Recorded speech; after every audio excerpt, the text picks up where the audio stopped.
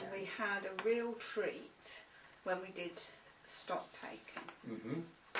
Because that was all done by hand, you see. You've got no stock control of any sort. And we used to shut the shop as near to January the 1st, wasn't it? It was always the first Wednesday, wasn't it? First Wednesday, yes. And you had to give up a half day. Yeah. And every nut and bolt had to be counted. And Copper fittings, brackets. Yes. I used to know all the names of the copper fittings, the T pieces and the cup things and all that. Oh, it was horrendous. But we used to get rewarded because Mrs. Looms they used to come across with the lorry, the car, and back it up into the garage.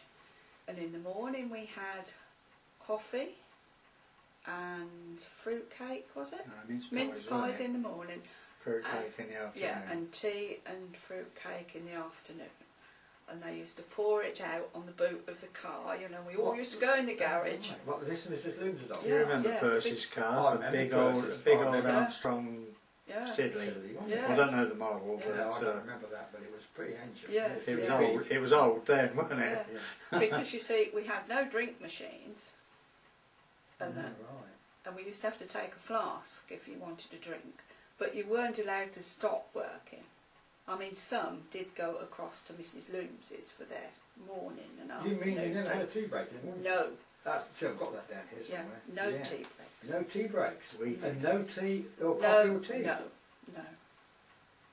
Wow. Because even quite later on from that, and we used to have quite a few visitors from Stafford used to come round. Yes. And when Mrs. Looms closed, I had to go to the Olney cafe to ask if I could have some tea, because we had no facility to give visitors a cup of tea. There was certainly no canteen, a very, very ancient toilet. I bet. You don't have to go into I was going to say, it doesn't. You don't want to know. You don't want to know.